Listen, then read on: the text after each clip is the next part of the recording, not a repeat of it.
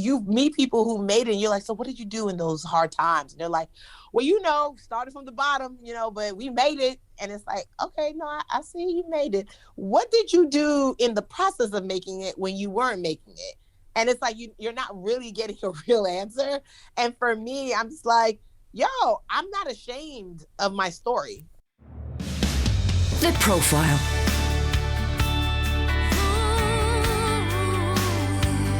You're listening to Premier Christian Radio. Where faith comes to life. A very good afternoon to you and welcome to The Profile here on Premier Christian Radio. My name is Sam Hales. I'm the editor of Premier Christianity magazine. That's the UK's leading Christian magazine and it sponsors this show. So if you are enjoying interviews like this one and you want all the latest news, reviews, columnists and more, why not subscribe to Premier Christianity magazine? You'll get full online access with new articles going online every single day, plus the print magazine delivered to your door. And if you subscribe right now, we will even throw in a free copy of John Mark Comer's brand new book, Live No Lies. This is the Christian book everyone is talking about. It's #1 in the charts right now. I'm reading it myself and I can highly recommend it. So get a year's subscription to Premier Christianity magazine, the UK's leading Christian magazine, plus a free book by John Mark Comer. Just head to premierchristianity.com/subscribe. All the details are online to get yourself the book and the magazine. premierchristianity.com/subscribe. But here on The Profile today, I'm really pleased to say we've got two fantastic interviews coming up for you. First of all, we have Cassandra Nelson talking to Yvonne Orji, and in part 2, we're hearing from Michael Ward, who's a C.S. Lewis scholar on his new book, After Humanity. So stick around for that one coming up. Two great conversations coming up for you right here on Premier Christian Radio. You've joined us for The Profile, where we like to hear about a person's life, faith, testimony and more. Yvonne Orji and Michael Ward coming up for you this afternoon. So without any further ado, let me hand over to Cassandra Nelson, who will introduce our first guest. Over to you, Cass.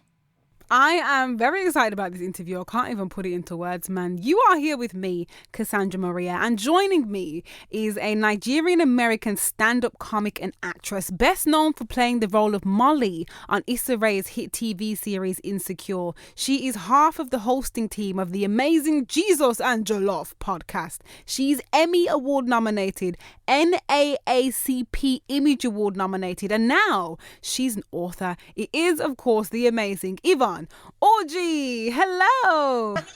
Hi, Cassandra. How are you? I am good. It's really strange because, I've been listening to your podcast and it feels like I'm now speaking to the podcast and now you are talking back to me, which is great. It's great. But we don't have a lot of time, so I just really want to get straight into the interview. We are here to talk about your book. It's a book that I bought because I too am a comedian. I am a comedy writer and I was really looking for people in the industry that did what I do and were Christian. So when I came across your book, I was like, oh my gosh, this is exactly what I was looking for. It's called Bamboozled by Jesus, How God Tricked Me into the Life of My Dreams. How did that come about? How did you writing a book start in the first place? Yeah, well, I was bamboozled into writing the book because this was not a thing that I needed to do because God knew I was busy. And he basically was like, yeah, I gave you the same busy that you're now telling me you're too busy to do the thing that I told you to do, which is write this book. And I was like, you're right. Stop playing. Like, he basically was just like, don't let the blessings that I have poured out onto you stop you from continuing to be obedient to the things that I've called you to do. And so I was just like, all right, well, what you want me to tell your people? Because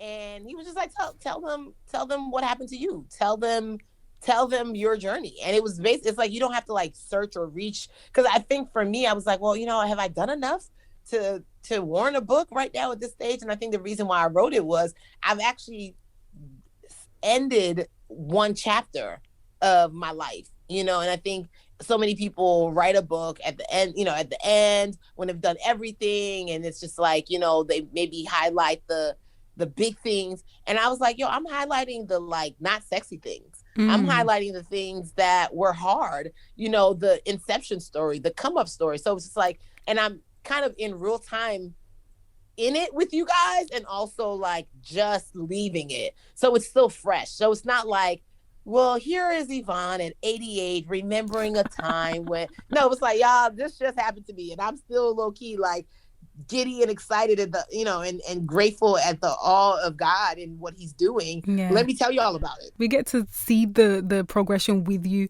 It's like we're on the journey as well. So as you're going through it, you're writing this book and then you may come up with another one in 5 years and we can see that journey. And it's just a beautiful thing to see God working in real time. It's great. That's exactly it. It's the real time. And so that's why I wrote the book. It was just like, yo, I know I needed something like this on my journey, like you said, to have somebody like who has faith but also has these dreams, and it's very scary and there's fear involved and all these things. And so for me, it was just like, if I went through it and I was just like, man, I know somebody else is going through it. And then on top of that, a global pandemic. Oh, here y'all go. Because we all got bamboozled by something last year. Hey, man, don't even. Even if you don't call it Jesus, we got bamboozled by COVID, by so many things. No, we really did. It was a lot going on. But we're on the way out of it now, which is great. Really, really great. I wanted to ask you about, so you said that you now live the life of your dreams, which is amazing. Congratulations, because some of us are still working at that, but we will get there. We will. What's the most showbizy, memorable thing that happened to you that made you say, yeah, this is the life that I always wanted?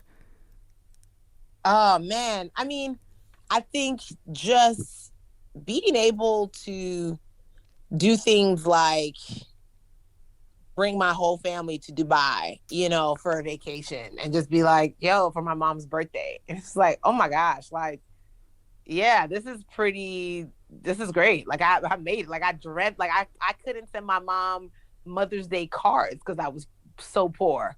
And now we're flying to Dubai. Like what?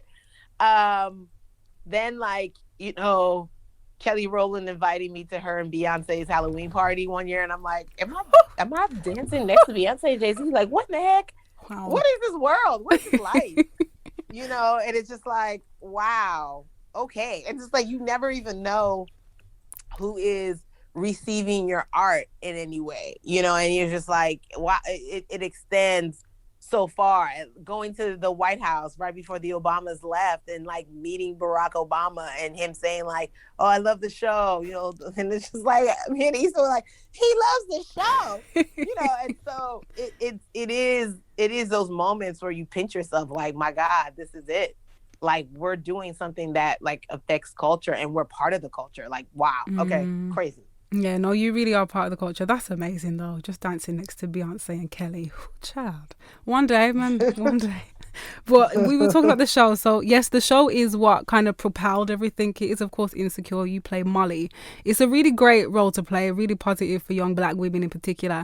There can never be enough roles like that, to be fair, because we haven't always seen that.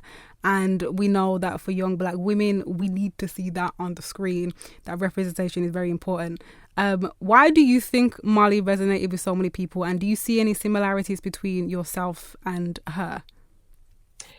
Yeah, I think that so many people find themselves in Molly because there is a real life Molly, and after a while the writers kind of took their creative liberties with her, so not everything my character has experienced has the real life Molly experience, but it's based on a real human being. Anytime you stick close to reality, you get the humanity, you get the nuance. People can see themselves because it's like, if this person exists, surely somebody else similar to them with similar experiences also exists. And so the writers, I think I credit the writers because they pour their stories, they pour their lives into all of the characters. And so that's why you will see people saying, oh, I feel like Molly, or, I'm kind of like a Issa, or, I've been where Lawrence was, or, whatever. And so it's just like, none of our characters are caricatures.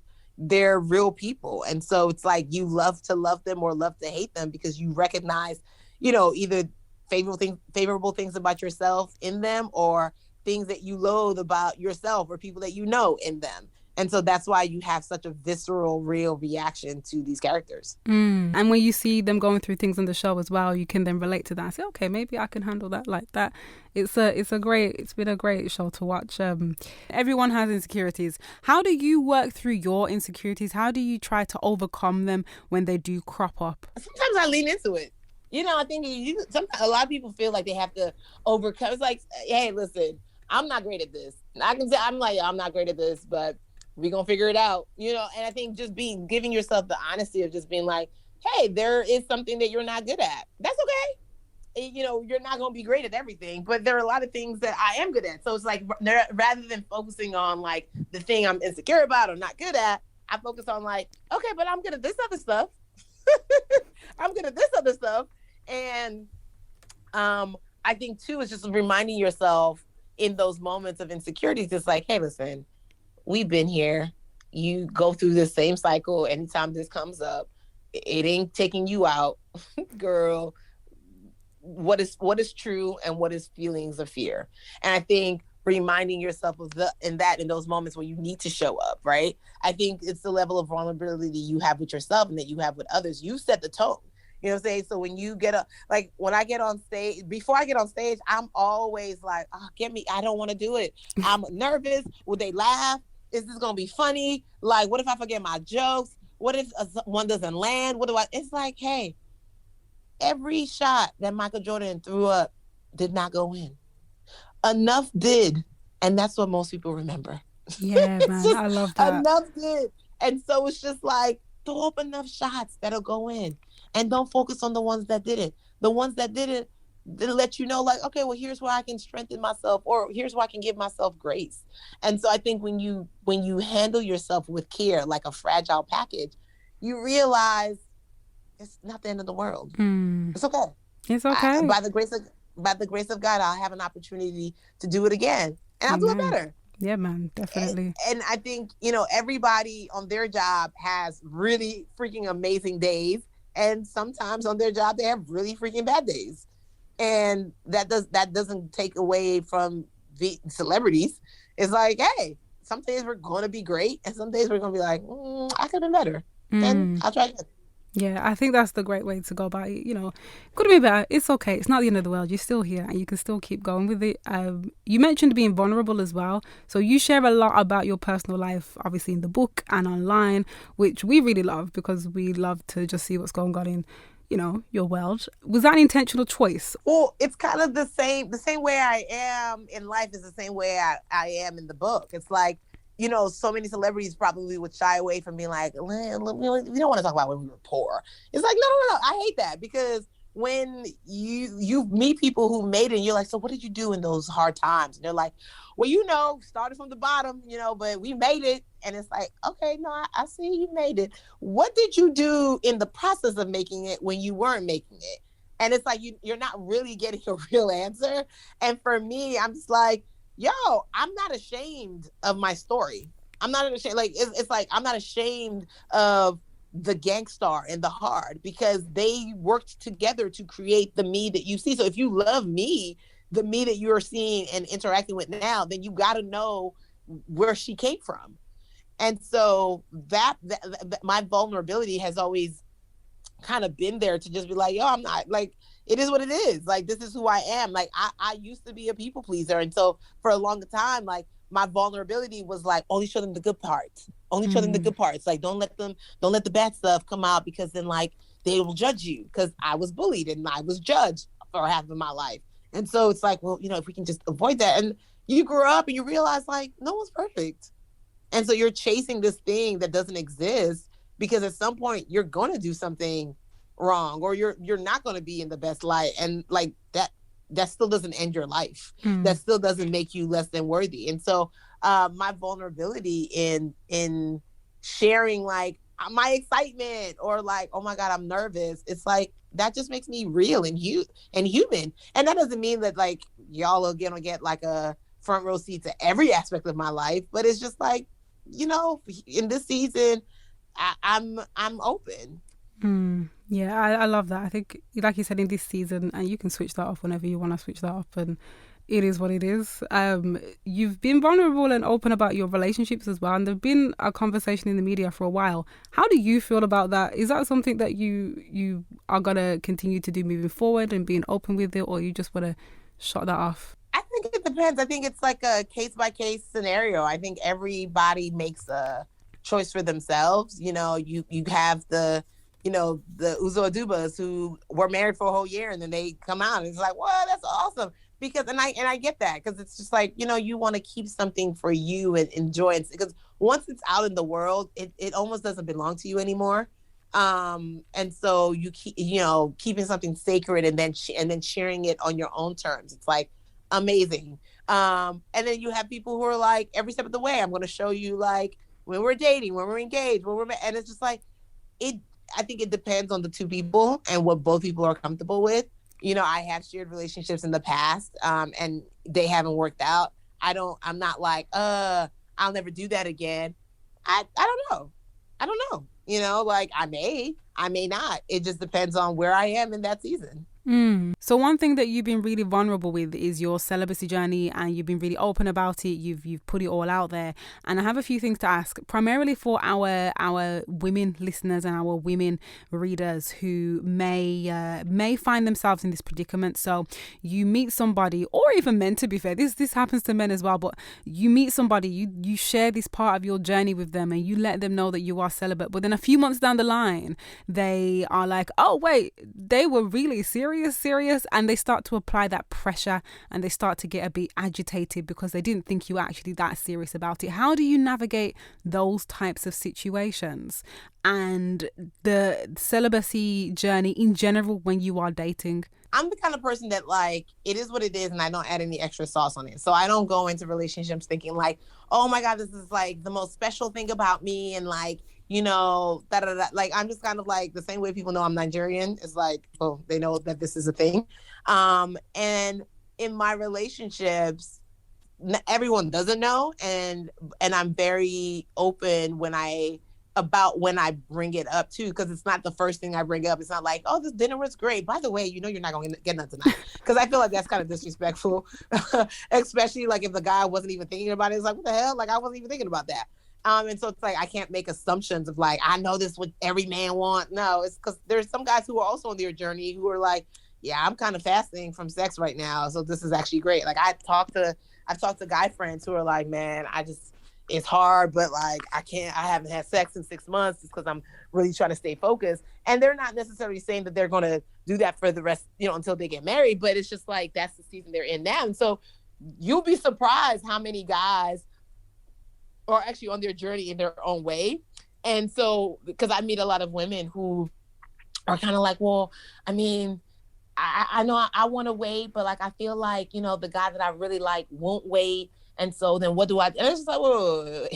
We're not bargaining, chipping our hearts and our lives and our bodies for somebody just to like us. Because, I tell people all the time, like, both, whether you have sex or you don't have sex, it's a choice that you have to make that you are comfortable with, because there are no guarantees either way. It's not like everybody who's had sex has ended up in like amazing relationships. I was like, if that was a guarantee, then God, bye. Hey. Like, I'm doing it.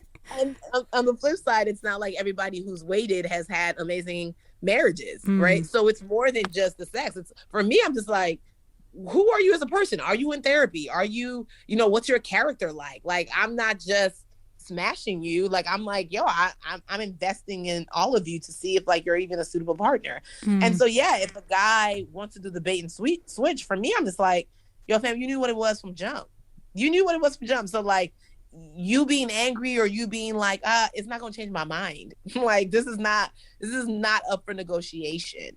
And yeah, it sucks sometimes because you're just like, why did you even try it? And it's like, why did you even like get my hopes up? And it's just like, what the heck? Like, what were you thinking? Yeah. And so, but at the end of the day, I just am like, no.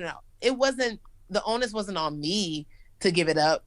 The onus is now on me to find somebody who's better than this person. And so, and that person exists. And I think that's where the faith and the belief comes in, because if you're met with that either so often, you're just like, are there any good guys left? Should I just do it? Because, and it's like, no, that's not it. Because again, anytime you betray yourself in what you said I would do, it's kind of like when you have a diet and you're like, I'm not going to eat, I'm going to do this. And then it's like, you eat the cake and you're like, ugh, it felt good going down. But now I'm like, I'm mad because like all I had to do was just not eat the cake. Yeah. You know what I mean? And it's just like, I don't, and that's just a food that you can like easily work off versus something that you felt spiritually in your heart was very important to you. And so for me, I'm like, I believe somebody is out there who's not tripping. This, like, again, I look at this as so, not so minute, but like minute in the grand scheme of what a relationship actually is, right? Like, it's like, not only are we compatible sexually, like, are we compatible spiritually, purposely? Like, do you understand what I do? And do you, like, are we compatible financially?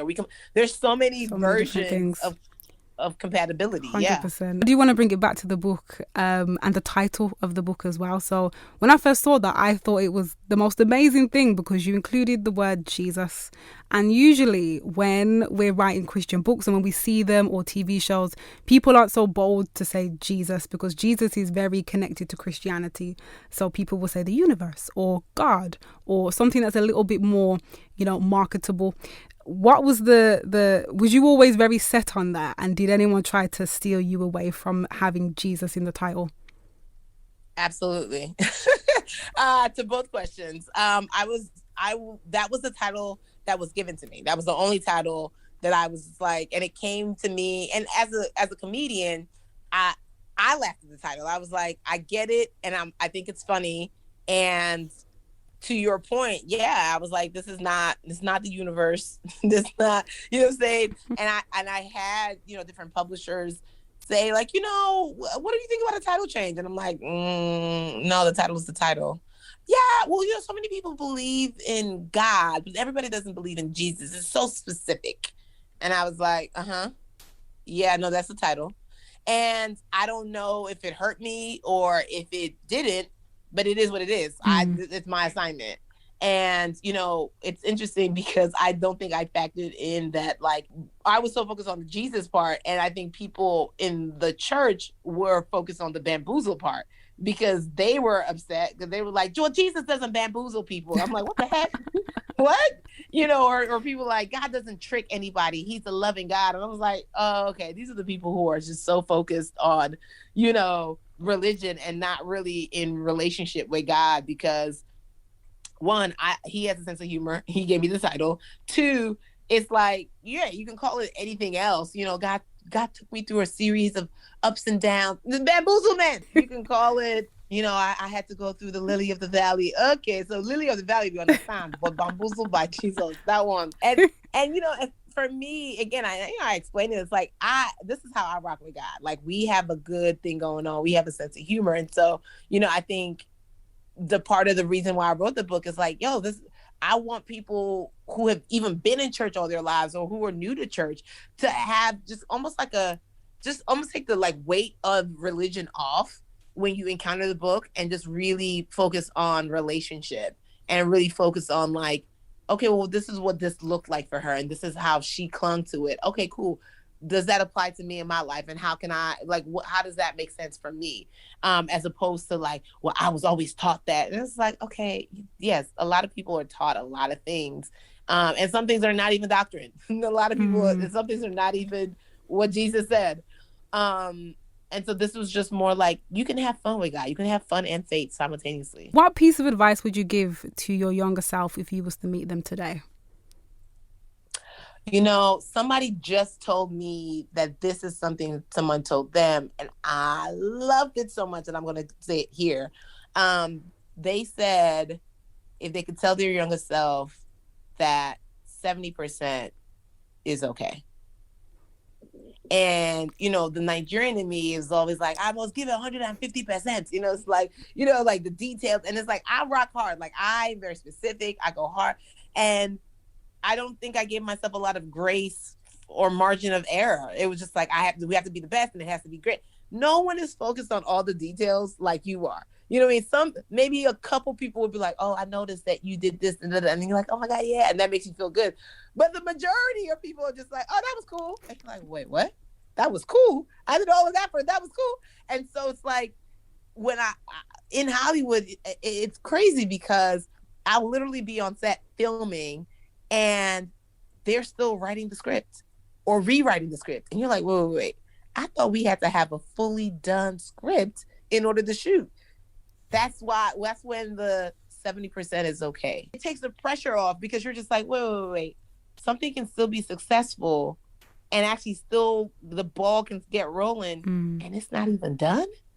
Oh my God. Okay, let me take the pressure off of me. That's not to say relax and coast and be average, but it is to say give yourself grace. Lovely. Love that. I want to thank you so much for your time. It's been an absolute pleasure. I wish we had more, but life is life. Thank you to Brittany as well. Peterson, is that your agent? Thank you. Thank you. I appreciate you. Bye, Cassandra. Bye. Thank you. Have a great day. The book Bamboozled by Jesus, you can find it in all major places where you can get books. All the best places that sell books, you will find it there. Bamboozled by Jesus, How God Tricked Me to Live the Life of My Dreams by Yvonne Orji. Out now everywhere that you can buy books. Hi, this is Sam from Premier Christianity. Would you like a free copy of the book that everyone is talking about right now? John Mark Comer's Live No Lies. I'm reading it myself and really enjoying it. You can get it when you subscribe to Premier Christianity magazine. You'll get the UK's leading Christian magazine delivered through your letterbox each and every month, plus this book. Take out the offer now at premierchristianity.com. The Profile.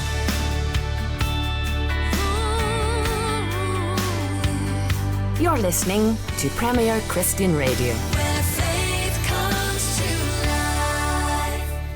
Well, welcome along to this week's edition of The Profile, and I'm really pleased to be joined by Michael Ward, a C.S. Lewis scholar and author of the new book, After Humanity. It's a guide to C.S. Lewis's The Abolition of Man, and it's been a little while since I've caught up with you, Michael, so welcome along.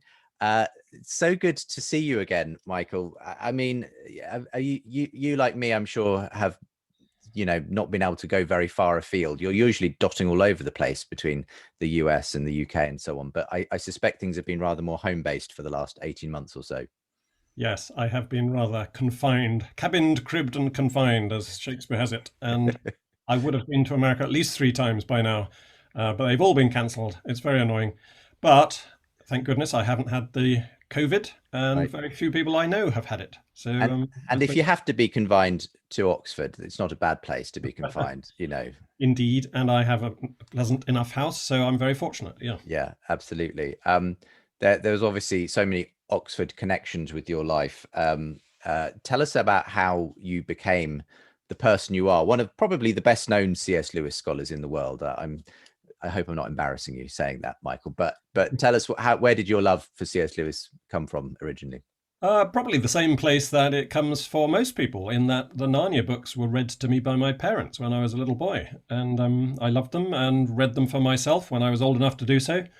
Except in my case, I never stopped reading or rereading Lewis. I moved from Narnia to his other fiction, to his apologetics, to his academic writings, then got interested in his life, his biography, his letters, I did an English degree here at Oxford, and so I began to study him a bit more formally at that point. And when it came time for me to do my PhD, Lewis was the obvious choice. And so, without any real deliberation, I've ended up having my whole career sort of focused on Lewis and his writings, and I'm pleased with how it's worked out. There's a whole other shows I could direct people to from years gone by when we've talked through the great thesis of yours on, unveiling a sort of secret code of sorts behind the Narnia stories and the planetary schema that Lewis appears to have hidden within those books. But that's for people to go and discover for themselves. I'll try and leave a link with today's show where you can find out more about that and about your own book, Planet Narnia, and so on. But you've continued writing and researching and all sorts. Your latest book, which we'll come to in a moment, is based on the abolition of man, but it's published through Word on Fire. Tell us about Word on Fire and your own connection with this, because this some way ties in with your own spiritual journey as well, doesn't it? And where you've gone yourself theologically and in terms of your churchmanship, as it were. That's right, yes. So my book on the abolition of man is called After Humanity, and it's published by Word on Fire Academic, to be precise. They've got this new academic line going. And Word on Fire is a Catholic ministry. And I, in addition to being an academic, I am a Catholic priest. And I became a Catholic in 2012 after a lifetime's Anglicanism. And indeed, I was an Anglican priest for several years. I was a chaplain first at Cambridge and then here at Oxford. And then I swam the Tiber and eventually ended up as a Catholic priest. And so, yeah, as it were, I ride two horses abreast. I help out in a local parish, but I also am based here at one of the colleges at Oxford, where I'm based for my academic work. But I also, as it happens, teach online for Houston Baptist University. There you go. You cover all the bases, don't you? Houston Baptists are very ecumenical. They're happy to have Catholics on their faculty. So I teach for them online in their MA program in apologetics. Yeah. Was Lewis ever tempted to swim the Tiber? I don't think so, no. I mean, he was very Catholically inclined as an Anglican, that in certain respects. You know, he had a high view of the Eucharist, a high view of the priesthood. He went to confession. He believed in purgatory. But he, I think, never had any serious inclination to swim the Tiber, no. Talking of Lewis and his life, again, before we come to your book, Michael, I understand there's a film that's been recently, in fact, I think it was about a year ago, I seem to remember the filming was taking place for this in and around Oxford, a new film of Lewis's life and especially his conversion story. Tell us a bit about that and the role that you've played in it as well. The film is called The Most Reluctant Convert, and it's based on a one-man stage play starring Max McLean, which has had considerable success in the United States. And it's now being made into a film with more than just one cast member. In fact, there are three actors playing C.S. Lewis as a boy, a young man, and the old man. And yeah, it focuses on his conversions, first of all to theism and then to Christianity. It's all drawn very closely from Surprised by Joy, Lewis's autobiography. And it's very close up to the facts. It's very faithful to the historical record. And very well cast as well. All three C.S. Lewises are brilliantly cast. The young man Lewis is played by Nicholas Ralph, who's just shot to stardom as James Herriot in this new version of All Creatures Great and Small. And I was asked to play a small part as C.S. Lewis's vicar, as his parish priest here in Oxford, at the church he went to, Holy Trinity, Headington Quarry, and we were able to film in the real church. And Lewis's body is buried in the churchyard there. Don't they have an engraving in one of the windows dedicated to Lewis? They do, yes. Near the pew where he sat, there's a small etched window with figures from Narnia engraved in it. It was directed by Norman Stone. Norman Stone, who of course made the original BBC Shadowlands about C.S. Lewis, which won BAFTAs and wasn't he involved in a production involving your own work as well? Yes, that's exactly how the invitation came about, because Norman Stone made a documentary about my book Planet Narnia called The Narnia Code for the BBC, and when he knew he was making this new film that would be set in Oxford, he thought, Michael used to be an Anglican priest. He's now a Catholic priest. He could probably play the part of a priest. And indeed, not only did I do that, I even brought my own vestments. Fantastic. There you go. You were props department as well. I was. Yeah, it was fantastic. I'm really looking forward to it. I understand it's scheduled for November in the US release. Not exactly sure which platforms it will be appearing. Hopefully in the UK as well before too long as well.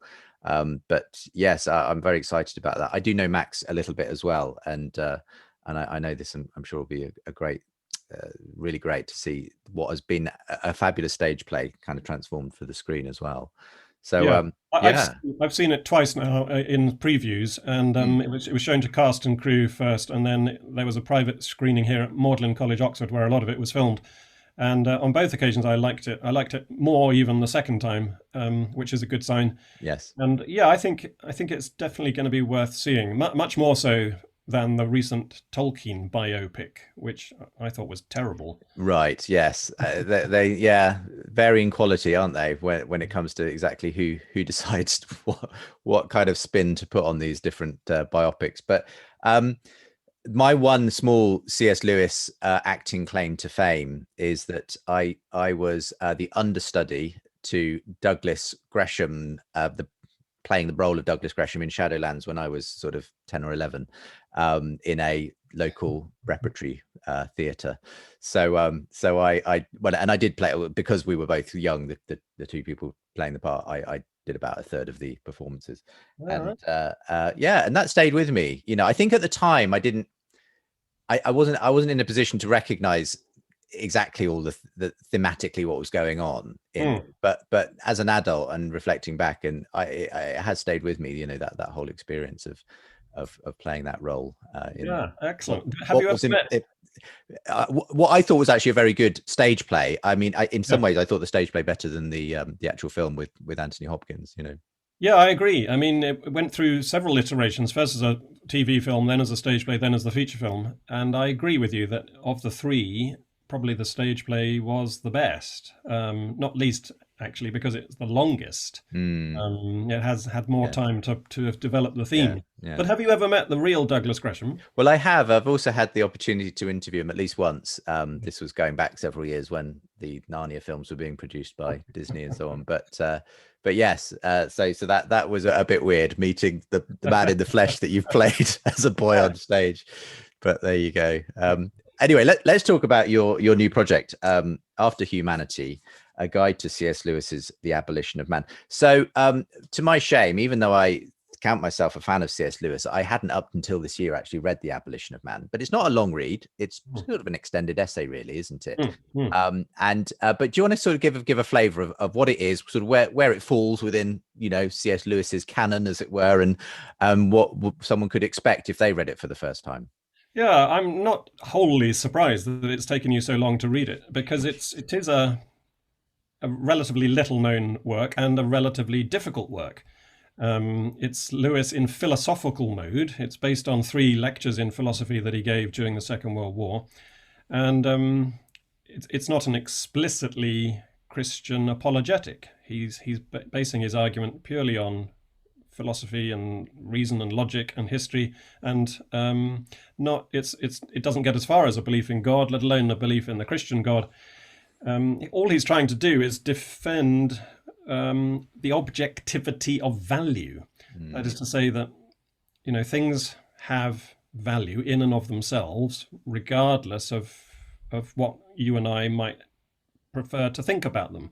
There's aesthetic value. That waterfall, for instance, is truly beautiful in and of itself. This statement is objectively true, and certain moral actions are objectively good. The good, the true, and the beautiful, these values are objective. They're not just subjective projections from our own preferences. And what was Lewis specifically responding to in his own time? Because he sort of begins the whole book kind of, almost railing against a sort of particular textbook that he's come across. This seems to have been the thing that sparked his thoughts. So what was he seeing in his day and age when it came to people claiming everything is subjective when it comes to values? Yeah, I mean, he starts off with directing his fire against this school textbook, which he calls the Green Book, though it was in reality called The Control of Language. But that's really just a springboard. That's a foil into his argument. What he's really tackling is not, school textbooks, but the whole drift in Western thought over the last several centuries, really, towards an increasingly subjectivist approach to reality. So it's a very large-scale argument that he's making, but, clever rhetorician, great stylist that he was, he starts with something small and particular, a school textbook that we can all recognize as, something that we will have interacted with, and gradually unfolds his argument from there. And, I mean, it has become very widely recognized and admired as an attack upon subjectivism and as a defense of objectivity, partly because it's so very philosophical. because it's not an explicitly Christian or even theological work, it attracts a wide readership. You don't have to be a Christian or a theist to enjoy what he's doing there. So how does this manifest itself today? Would you say, that has only continued, that trend that he was obviously noticing when he gave these lectures in the Second World War? Absolutely, yeah. It's described as a prophetic and a prescient work, and rightly so, because I think what Lewis saw as being underway in the 1940s has only really accelerated in the decades since. So that, a few years ago, the Oxford Dictionary's word of the year was post-truth. We now live in a post-truth society, and that linguistic development shows you, I think, how things have changed since Lewis's day. Yeah. What then are you trying to do? Obviously, people can read the book themselves. In fact, I think the book, your own book, your guide, is coming with a newly sort of printed, a newly minted version of The Abolition of Man. And your book, I think, is actually bigger, than Lewis's book, as a commentary on it. So what are some of the key things that you're drawing out for today's reader of The Abolition of Man? Yes, my book is considerably longer than Lewis's. Lewis's is about 20,000 words, and my book is more like 80,000 words. But I think that's not because I'm just, flogging a dead horse or labouring a point. It's because there is so much packed into Lewis's work, pound for pound, word for word. It's one of his densest pieces of argumentation. So it does take a lot of unpacking. And, there are a lot of just sort of allusions and things taken for granted in Lewis's work, which the average reader won't know about. And, I didn't know about until I did my research. I learnt a lot in putting this book together. And because I'm not a philosopher myself, I don't take anything for granted about what readers of Lewis will find difficult, because I find it difficult myself. And I've noticed that my own students also, though they recognise that this is an important and significant work, they can't often get their teeth into it. So, I've provided this guide, and if anyone wishes to buy After Humanity from the publisher, Word on Fire, then they automatically get this tie-in edition of The Abolition of Man with a complimentary cover, so that they're matching books. And what I try to bring out, was that your next question? Yeah. What are some of the key lessons for you that The Abolition of Man has? I've seen it being quoted quite frequently, actually, in the last 18 months. From various apologists and thinkers. And Lewis has always been that master, hasn't he, of that encapsulating an idea in a way that it does fit into an Instagram post or a Facebook post or whatever. But what would you say were some of the kind of takeaways for you as you researched the book that you thought, yes, this is like Lewis speaking to our condition right now? Well, I think the principal takeaway is that if value is indeed subjective, if we do indeed just project value onto the world from our own preferences, our own whims, our own opinions, our own willpower, then there's really no such thing anymore as rational debate. Because to debate with someone about reality requires both you and the person you're talking with to recognize that there's something outside each of you, which between you, hopefully, you can come to a better understanding of. But there can be no better or worse understanding of reality if reality is entirely projected from inside each one of us. What are we talking about? It's basically a kind of solipsism that results from a thoroughgoing subjectivist approach to reality. So that itself is a really dangerous philosophical thing to embrace, because it leads to conflict, it leads to war, it leads to sheer willpower. If I can't persuade you rationally and you can't persuade me rationally, then all we can do is lock horns, and the stronger one of us will dominate the weaker through sheer force majeure, and that's not the way to freedom and peace. I mean, where I see this potentially playing out in some way in a modern culture is you have the kind of the secular side who are all for science, and that is our guide, and that is objective reality, and we need to measure everything by that objective reality.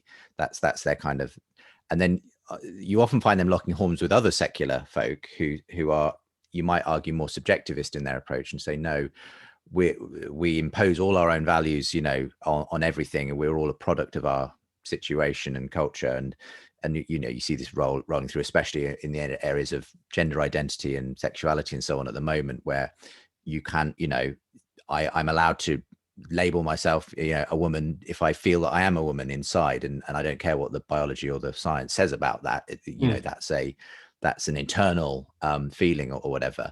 Do you, I mean, is it, I mean, perhaps Lewis didn't anticipate these specific debates that we're now seeing play out, you know, in culture today, but presumably you think they're quite relevant to his thought. Absolutely. They are the outworkings of those things that he was putting his finger on back in the 1940s. And although I think he would have been amazed at the speed with which these gender questions have arisen, I don't think he would have been surprised by the fact that they have arisen. Because one of his chief considerations, I think, as a philosopher, was questions of gender. You know, the Ransom trilogy, his trilogy of interplanetary adventures, sometimes called the Space Trilogy, is all about gender. That's the main theme. And he had a very strong view about the necessity to recognize the reality of masculinity and femininity. And if we did not, he said, we will soon find out that not that we are playing with them, but that they are playing with us. You know, these are mystical, archetypal realities, transcendental, metaphysical realities, gender identities, that is, and we should not mess about with them. And to that extent, as society has moved in some respects in that subjective direction, we are seeing these now, you know, heated debates taking place about this whole thing. I mean, would Lewis be any more a fan of the, you know, the secularist who's all about the science as well, though? You know, that we have a, you know, science is our only guide to objective reality. Presumably he wasn't exactly a great fan of that either. No, not because he was against science, but because he was against the over valuation of a particular scientific paradigm. You know, science is only as good as the means of study that it brings to its field of inquiry, and those modes of inquiry need to be kept under constant review. And yes, although we're trying to gain understanding of objective reality, it's still the case that we understand reality as subjects. You know, you and I are necessarily confined to a particular perspective, and we need to recognize that humbly and therefore adopt a due provisionality about any conclusion that we come to. And I think that it's that provisionality and humility that Lewis thinks that some scientists or scienticists, you know, those the followers of scientism, do not keep fully and duly in mind. They begin to, you know, as it were, rest on their laurels. Oh, this has worked for us in the past. Let's just keep continuing to apply this paradigm ad infinitum. But of course, science progresses by revolutions. You know, the structure of scientific revolutions. That great book by Thomas Kuhn speaks very much, I think, to Lewis's attitude to science. And the title itself, The Abolition of Man, talk about that, because ultimately Lewis is saying there is a givenness to who we are, to the value we embody, and obviously, although he doesn't necessarily put it in quite these explicit terms, you can find that terminating in the fact that God has created and given us our value and so on. What was he foreseeing would be this so-called abolition of that idea, this abolition of man, and where do we see it, I suppose, reflected in our modern culture? Yes, he calls his book The Abolition of Man because he thinks that recognition of objective value is the definitively human faculty. We are we are rational animals. We are unique in the universe. Angels have rationality, but angels don't have bodies. Animals have bodies, but they don't have rationality. And so we are this composite creature with a rational head and a sensual belly.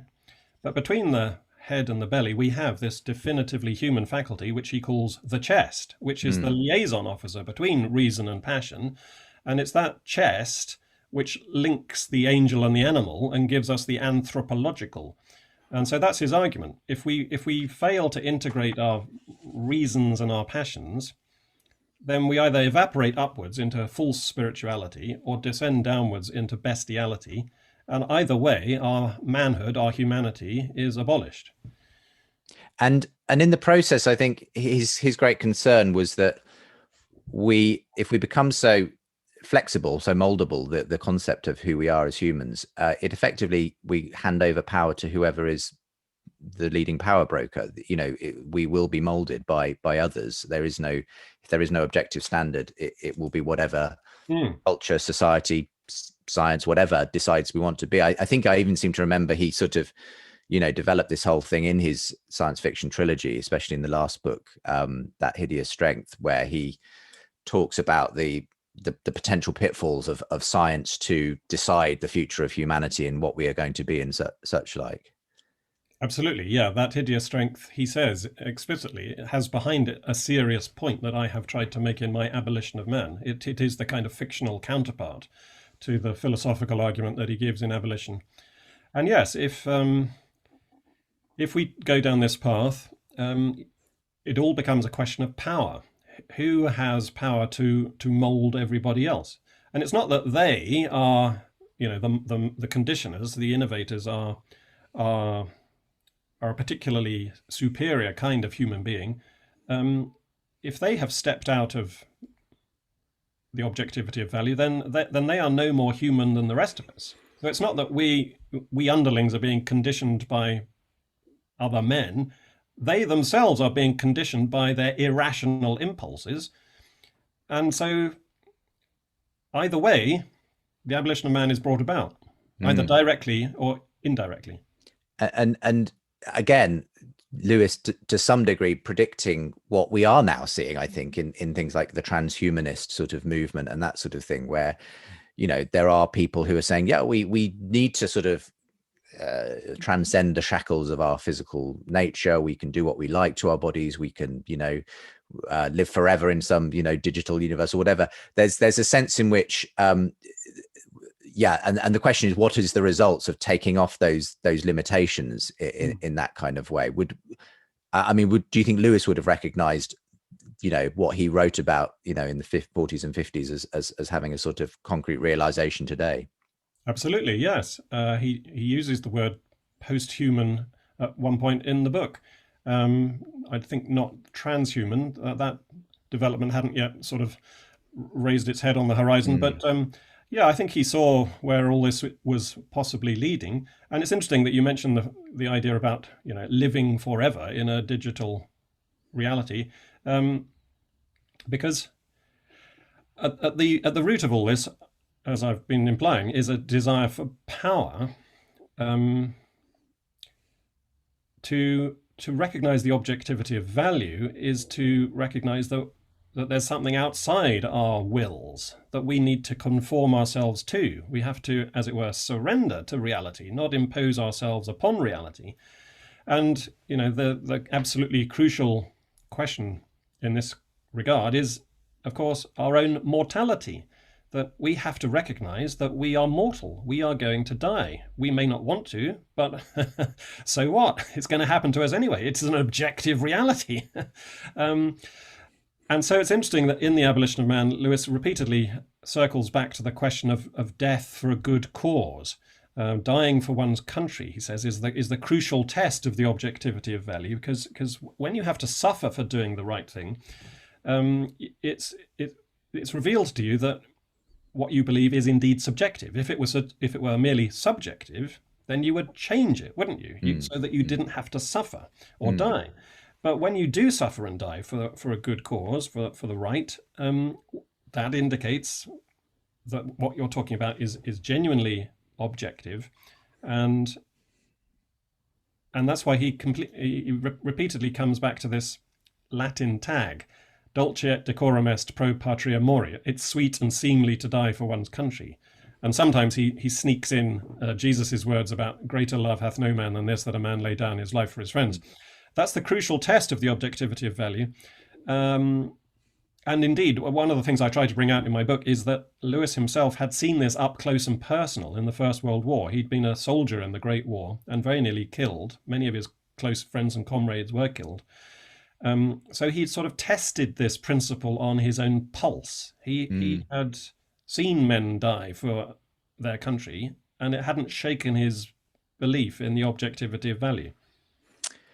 So much more we could talk about regarding the guide you've written to the abolition of man, Michael, but thank you very much for this brief foray into it. Again, it's sort of a double sort of whammy if you get both of the books by ordering from Word on Fire, isn't it? Just explain again what people will get if they follow the links. Yes, wordonfire.org/humanity is the website to go to, and there you will get not only my guide After Humanity, but this free complimentary tie-in edition of Lewis's book with a matching cover. So make sure to order through Word on Fire. Don't go to Amazon, because I think through Amazon you're not so sure of getting the tie-in edition. Okay. Well, always good to support from the source anyway. So yeah, thank you very much for the time. I was delighted to be introduced to a new Lewis work that will now sit on my shelf. And as you say, it's extraordinary how prescient the issues remain today. And as you bring out in your own in your own guide to it. But thank you very much for being with me on the show today, Michael. My pleasure, Justin. Thanks. Thank you so much for listening to The Profile today. That was Justin Brierley in conversation with Michael Ward. And before that, you heard Cassandra Nelson speaking to Yvonne Orji as well. If you did enjoy those interviews, you are sure to love Premier Christianity magazine. It's the UK's leading Christian magazine. And if you subscribe right now, which means you get your full online access to all the brand new articles we're publishing every day, and you get the lovely print magazine delivered to your door every month. If you subscribe right now, we will even throw in a free copy of John Mark Comer's brand new book, Live No Lies. It's #1 in the Christian book chart right now. It's the book everyone's talking about. I'm reading it myself and loving it. So why not take advantage of that really special offer? A free copy of John Mark Comer's new book when you subscribe to Premier Christianity magazine. Just head to premierchristianity.com/subscribe. That's all we got time for this week. Thank you so much for joining us here on The Profile, and we will see you same time, same place next week. Take care.